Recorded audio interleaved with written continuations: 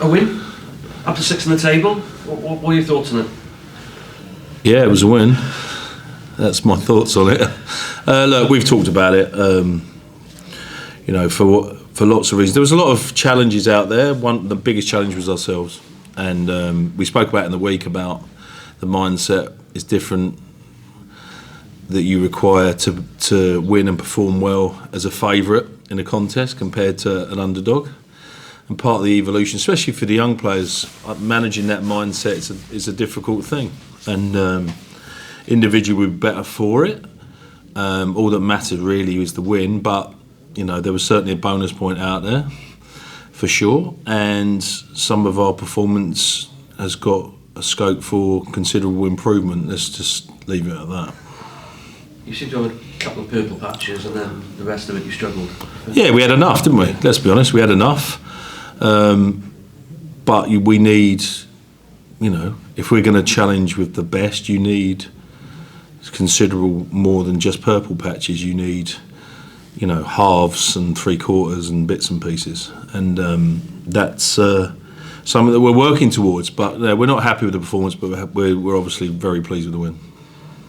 Back row? Happy with that? A couple of sort of dynamic performances, maybe Morgan Morrison, Ethan Roots, and Lydiat on his first game back. Yeah, obviously that's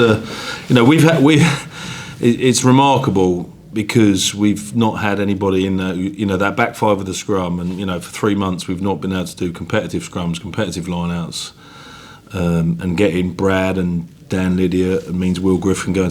Having some more people on deck along with the international window means that. Probably for the first time this week, ironically, we started to be able to compete better in training, which replicates what you see out there. We've almost been in survival mode. So we'll be better for that. But as you say, the back row boys, having more strength in depth there and having lids back, having different options there means that there's pressure on selection. So boys need to perform well rather than know that they're going to be involved. So that was encouraging to see that because, as you said, there's some good carrying performances out there. Not being able to do that in training purely on a numbers basis. Yeah, numbers with injury, and you can't. So Will Griff's a great example. Rhys Davis, they've played both 4 and 6, but they can only count for one person in training. So if you look at that and what we've had missing, it's been extremely tough, and especially if you add in 1 week off, 1 week on, 2 down weeks, whatever. It's fairly truncated at the moment. So you can't build up a head of steam in it, which is difficult, and maybe that's adds to the inconsistency in the performance. But again, I'm not using that as an excuse to reiterate, to be factual about it. We need to perform better than what we did today, and the challenge for us is looking at how we can get over those hurdles. Such as this season, your next game is 19 days time, I think. So you've got another couple of Well, there you go, exactly. But you're down in South Africa. Yeah. What's that? It's Cardiff and Scarlets going on this week. What tests is that going to pose you? It's a new thing for you as well. My assumption is physicality and firmer pitches would be my first, sort of instinctive answer to that. Especially now with the Springbok players being back involved and playing, you can see the meteoric rise in their performances from where they've started. Those are the massive change we have to overcome.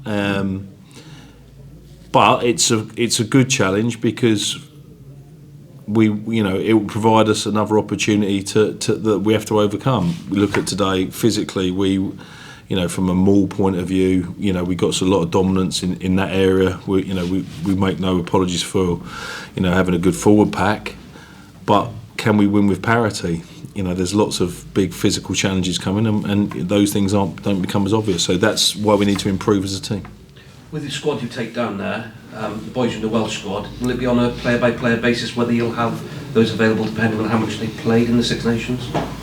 That will be a factor. Yeah. It'll also be how they are. We've put a provisional plan together about who goes, who doesn't go, who stays, who comes. And the likelihood is for people that have played a lot that they might be there, but they won't be considered for the first game because we basically travel on the day that the Six Nations finishes. So they're going to come straight off that into something else. So look, individual case by case basis, but it's about making sure that we maintain energy in a performance, and if you've come off the back of what a lot of those boys have come off, that's pretty tough. And part of our plan, if you like, is to, as I've said all along, is to not have an over-reliance on international players that are coming back, because in my experience often they need that mental break, that physical break, and also learn a different language, because they've been speaking a different language for the last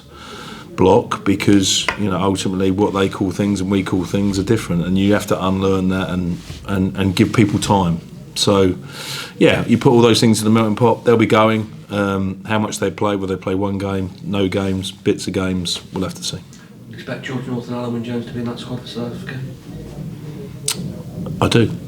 Yes, I do. That's exciting, isn't it? Yeah, 100%. I mean, George narrowly missed out this week, as you say. Al's been in with Wales, doing bits and pieces, which is great, and he's getting close as well. So, we're hopeful that we have a more competitive squad to select from, when we get into South Africa and beyond, because we've not had a lot of that competition, as I've just mentioned. So getting more competition for players and maintaining the energy and enthusiasm when you get to the business end of the season is really important. A couple of players back today for different reasons in different ways. Dan Lydiat starting and Scott Baldwin back. Good to see those two bodies on the field. Yeah, no, exactly. I mean, obviously, the backstories of both, so I won't dwell on that. But yeah, again, more competition in the hooker position can be a good thing. Scott's obviously coming in, and he's going to be learning on the job a little bit. It's very tough to come in season and unlearn something.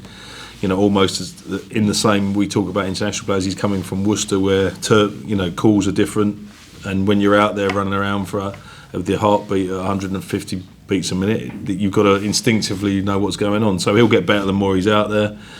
More competition. Dan Lydiat obviously started this, so came off the bench last time. Don't expect him to be quite as physically where he needs to be, but just to get him through and have confidence in his body is the first part of playing well. And for all this season, you're going into sort of late March, you're sixth in the table, the top Welsh side.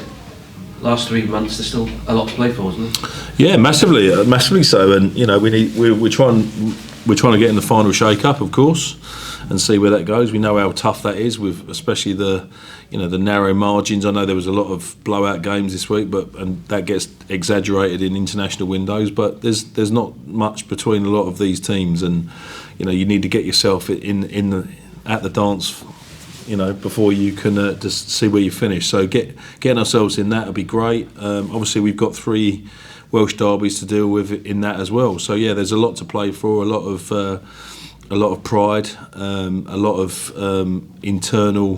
When I say internal, I mean from a Welsh point of view, bragging rights for fans. So yeah, there's a lot to be motivated for sure.